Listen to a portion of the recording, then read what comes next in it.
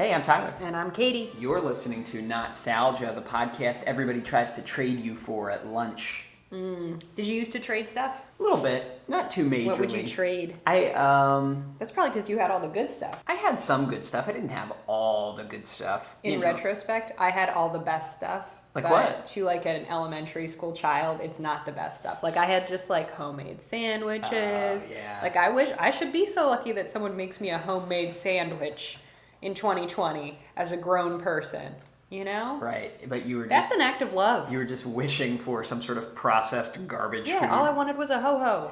Bummer. Did you ever trade for it? Did anyone ever take your homemade sandwich? I had my share of Little Debbie snacks. You've expressed in the past that sometimes on a field trip you would get the best foods. Is that when your Little Debbie snacks would show up? Yes and no. Sometimes, you throw a Little Debbie snack in there. Well, Kate, here's a question. Did your lunch ever include Dunkaroos? Yeah, every once in a while. Ooh, come on. Wow, okay. I was kind of hoping that you had somehow never had them before. I used to make a Dunkaroos last like a full lunch period and more.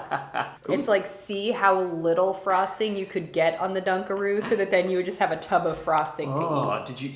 Did you run out of cookies before you ran out of frosting? Oh, absolutely. Oh, that's disgusting. You clearly have to, portion it out just so that you run out at the same second. The last cookie has maybe a little more icing than the others, but then there's none left over. Because how'd you get the icing out? Finger? Tongue? Oh, good God. So, for those who don't know, could you describe a Dunkaroo? Could you explain what it is? It's just a cookie that you dip in frosting. It is among the most American snacks. And it comes in this segmented plastic tray. Oh, and it's also plastic. Great American choice. Recyclable plastic number 7, according to the bottom of the package here. Good God. So, and one side has cookies in it, one side has frosting of some sort in it. And they were launched this is a thing that I'm kind of annoyed about. You cannot find all the details about the history of these snack foods anywhere. But why? I've reached out to the Dunkaroos Twitter for comment, dear God. but they haven't gotten back to me yet. So they were launched either in 1988 or 1990 or somewhere in between. Different sources say different years. Okay. By Betty Crocker, who's owned by General Mills. And did you know that Betty Crocker is not a real person? Yes, babe. You knew Betty Crocker was a fictional character? She's a brand. How did you know that? She's a brand that sounds like your grandma to get you to buy more sugar. Have you just always known that? Yeah. I learned that today. I was looking up who owns Betty Crocker, and the first line was like, Betty Crocker is a fictional character. And I was like, oh my God, I've been lied to my whole life. The Dunkaroos in particular have an Australian kangaroo mascot named Sydney. Excellent. Who's probably a bit of a stereotype. And they were discontinued in America in 2012. Okay. In Canada in 2018, and they have not been discontinued in Australia yet. So there was a lot of importing going on in the last few years. You can get them imported from Canada. You can still get them imported from Australia. But luckily, the way we're doing this is because they've been reintroduced in America this year, 2020. Here are some of the flavors. I'm not sure if this is a complete list or not. The cookies could be vanilla, chocolate chip, cinnamon, or chocolate, kind of like an Oreo, but without the icing because it was in the dunk tray. The icings, there was vanilla with rainbow sprinkle bits crushed up in there. There's chocolate, there was strawberry, there was an Oreo-like cream to go with that chocolate cookie. More recently, there was a hazelnut version. I'm not sure if that was just in Australia or if it was in Australia and Canada or not. But for me, these were like an occasional treat. Not very often, but when I got them, I flipped out. I thought they were the greatest thing ever. Oh, yeah, absolutely. I really only remember getting the cinnamon cookie that was shaped like a hot air balloon, and then the vanilla and rainbow sprinkle icing. Do you have memories of the flavors in particular? I think the vanilla and rainbow sprinkle icing was what we got. Classic. I think that's what this... Yes, that's what we Did have you say here. icing or frosting? Good question. Can you explain the difference from an actual baking standpoint? No. Okay, because I think there is a difference, but I don't know what it is. I think icing is like icing sugar and frosting is what you put on a cake. So what is this? What do you Frosting. dunk your cookies into? Frosting? Yeah. Oh, it actually says frosting on the package. Yep. These also jog my memory of handy snacks. I never knew that's what those were called, but I looked it up today. Remember these? They were in a similar package, but it would be like a long Ritz cracker on one side and then like cheese on the other, and there'd be a little plastic red rectangle you'd use to spread the cheese. My favorite were those ones that were sticks. The sticks which had this weird cross hatching on the bottom. Yeah. Yeah, the stick ones were made by Premium, the people who make saltines, and they had the same thing, the cheese, but there was also a peanut butter version. It appears there's an Oreo stick version. I don't know if that was around when we were kids. I don't remember it, but saw that when I was looking this up. And this also reminded me vaguely of Lunchables. Any like DIY food where for some reason the act of doing this, it's like the IKEA effect. You build the furniture so you like it more. The act of like doing something, I guess, gamifies the food or something in some weird way. But we need to do episodes on handy snacks and Lunchables, but that's for another day. So we talked about your memories of Dunkaroos. We talked about all the things about Dunkaroos. They're back. Supposedly you can get them at 7-Eleven right now. I ordered ours online, and they're supposed to expand to more retailers over the summer of 2020. But as of May, you can get them at 7-Eleven. So let's see if these are as good as we remember them. Go ahead and open up that. I'm going to open this wasteful plastic aqua packaging. Oh God, it's quite hard to open. Oh, are kids supposed to be able to do this? Don't look at me. Okay, so. Oh God, There's cookies everywhere. They're pooping out. Oh, why is it so melty? Oh no. I think the frosting. I think I remember the frosting being melty. I remember. I don't being know if I kind of remember solid, it being. but it has to be dunkable. Quite this melty. Oh so yeah, look at that. You It's gotta very dunk it in. goopy. You gotta make sure you get a sprinkle. And you give it a sniff. Wow, it smells quite high in sugar. Okay, so the cookie itself is crumbly and shortbread-like, but not in any of the ways you want a shortbread to be. Oh, I disagree. I like that. It's got a good crumbly texture to it. Yeah, but it has this vaguely waxy aftertaste. The frosting itself is just a sugar hell ride. It really is. It's just, wow. I don't even know if I want to eat another one. Like, look. Oh. You know, the cookies themselves, I'm going to try a cookie by itself. Just give it a little. The cookies themselves are not bad. They're not good. It's vaguely sandy. And just general, I think, kind of underwhelming. But if you really load it up with the frosting is just like tooth-hurtingly sweet. Yes, I agree with that. I certainly don't mind this as an occasional treat. I can't tell if it's truly my memory of this or not, or if I'm just making it up. Like, I thought the cookies, maybe it was the cinnamon ones, were more of a graham cracker consistency. I feel like I have memories of kids like violently dunking their Dunkaroos at lunch. I remember, that I don't like to get messy food on my hands if I can avoid it, especially in like a school cafeteria where you can't wash them afterwards. It really drives me nuts to clean my hands with a napkin. And I remember disliking getting down to the bottom of the icing because your fingers are going to scrape the sides because it's not a very large opening. Did you have giant man hands as a kid too? Yeah, I grew to my full height in 3rd grade. What if you just had like huge kid hands, like you were a little kid and you had huge hands? That's what I'm picturing. No, it's just, it's just a small, even a kid's finger can't get to the bottom of that icing without. Let me see. I'm all the way at the bottom. Oh, well, you're quite dainty. Maybe I was eating them a little more greedily. just shoveling. We have an entire case of these. Will you be planning on eating them ever again? Are they good enough to revisit after this episode?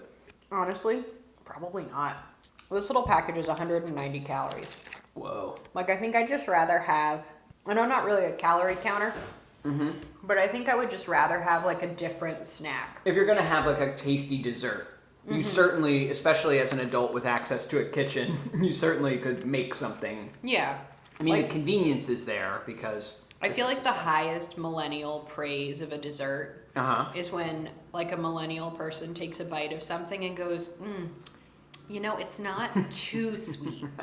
So I think what a Dunkaroo is like lacking for an adult palate is that play between a sweetness and a tartness, or a sweetness and a saltiness. Can you design an adult Dunkaroo? Like, I'm thinking some sort of like rosemary shortbread that you dip into like a rhubarb gelée.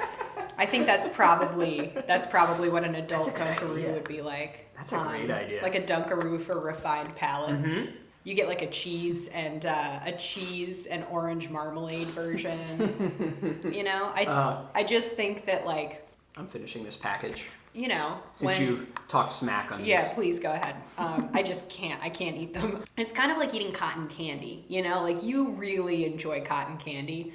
I'm a big and cotton candy fan. Doesn't really do that much for me. Talk about a candy that gets messy though. But still, it's quite good. But yeah, you think cotton candy's too much, just like these are. I have like one bite of cotton candy per year. The interesting thing though is that you're in control of how sweet this is because you control the depth of the dunk True, but you're not in control of how sweet the cookies are. The cookies by themselves are almost too sweet. Yeah, I'm not getting that, but I think your palate is a little more refined and sensitive than mine. Meanwhile, here's my current dunk. I've got most of the remaining icing. Oh my god, it's 90% frosting. All right, well, we have 11 more things of Dunkaroos in this package, so we're going to have to, You think we could sell them? we certainly could. Somebody sold these to me online, so. What? We bought these online? I said that at the beginning of the episode. Oh my god, what if they poisoned them? They might have. They're sealed. There's a razor blade. Poison? Would you even say, for yourself, it was worth revisiting? How much money did you spend on this package? Oh my god, he's got it on his finger. Less than some other online sellers, but more than I would have liked to. So that's it for Dunkaroos. I think I need a palate cleanser. You know? Do you feel like you need one? Yes. Okay. I wish I could have purchased them in a smaller quantity. This was the smallest quantity I was able to get. So I'm gonna go get some water. All right. So tell us if there's other nostalgic snacks that are still available. Tell us what to eat. You can send us a voicemail by clicking the link in this episode description. Send us an email, Not-Stalgia@AOL.com. Find us on social media, Twitter, Instagram, wherever. Go to our website, www.notstalgia.org, to see all our past episodes. What was your favorite lunchbox food? That's a big question. Could you answer first? I think we need to parse it out between entree and snack. Okay. What was your favorite lunchbox entree? Honestly, my main source of sustenance for many years as a child was Lebanon bologna on white bread, sometimes wheat bread, but like the crummiest quality wheat bread, not like the wheat bread we buy now where it's like got seeds on it and stuff, with hot mustard, spicy brown mustard. And I don't think there was any lettuce or anything. I think it was literally Lebanon bologna, cheese, like a slice of American cheese, the white American kind, not a Kraft single. Have we talked about this before? That we've eaten this sandwich a lot? Yeah, because that was my go-to for many years. This has come up. As like a stinky 5th grader eating a stinky sandwich. Disgusting. Like, why did I do this to myself? Because it's like mustard breath is bad enough. I think you could get away with it, but Lebanon bologna breath? One of my go-tos was just a cheese sandwich with mustard. Lots of mustard. I was into the cheese sandwich with mustard, which now that I think about it, might have just been we ran out of Lebanon bologna that day. But did I ever mention, and please stop me, because you're not going to want to hear this, but I, as a really young kid, would sometimes eat a cheese with grape jelly on white bread. Not at school. My mother would make it for me if I requested it. I don't know how I even thought to try that. But she would only do it at home. Were you making your own charcuterie board in your mouth? Yeah, hey, now that I think about it, yeah, that was you were kind ahead of of the curve, man. But that one repels me thinking back, although maybe I should try it. I mean, people eat a sweet jelly with a sharp aged cheddar. I mean, this was Welch's, it was probably the knockoff Welch's, the store brand Welch's from like Super Fresh, the store brand American cheese from the deli counter, and whatever white bread we were getting, probably also store brand, or Stroman's with the little baker on it. Oh, that little man. I don't know why I remember that so vividly, but... He was just so portly. What about your favorite lunch snack? For me, Dunkaroos were definitely up there. Dunkaroos would have been a good day. I feel like an oatmeal cream pie would have been a good day. You know? Yeah, the Little Debbie oatmeal cream pie is a winner. But what is in the middle of it? Like, what is cream, CREME? Good point. You think it's spelled that way because it's like legally it has no dairy in it or something? I think legally it probably has, it's like a dairy-like substitute. It's probably palm oil if you think about it. Probably some sort of horrible... Yeah. Oh, there's palm oil in these Dunkaroos. I didn't think to look at the ingredients. You destroyed the rainforest. There are so many artificial colorings. I guess it's the sprinkles. Yeah. Oatmeal cream pie is a good one. I'm taking back my entree now. If I was going not homemade, it was Lunchables pizza. We got Lunchables pizza, but usually it was on a field trip day. With the pepperonis or just the cheese. I was never like a big pepperoni eater, even as a kid. And you say that, if we got a pizza, I never asked for pepperoni. It was never my first choice. But with the Lunchables pizza, sometimes that's just what my mom bought. And the pepperonis are very strange. I don't know that they could be considered pepperonis. Were they styrofoam? I imagine that pepperoni actually, to technically be pepperoni, it either has to be bottled in the pepperoni region or... It has to come from the pepperoni region. I feel like it goes through a very specific process, and I would bet you that the pepperonis in a Lunchable pizza don't technically qualify. It was probably just like turkey that they spray painted red. Could be. Turkey circles. Could be. All right. So you've given me a lot to think about because Literally every time I go to the grocery store, and see, especially if you're not there with me, and see like the Little Debbies, the Lunchables, I'm always trying to formulate an episode of this podcast around them. And so we should do some more nostalgic food-themed episodes coming soon. It'll be very healthy for us. Dunkaroos is the cookie you drunk for as much frosting as you want. So how do you do your Dunkaroos? The super duper deep dunk. The long distance dainty dunk. You can dunk a Dunkaroo in as much chocolate or vanilla frosting as you want. So, how do you do your Dunkaroos? Now we've mixed yummy chips of chocolate in a creamy vanilla frosting. New chocolate chip Dunkaroos. Hip hip for chocolate chip.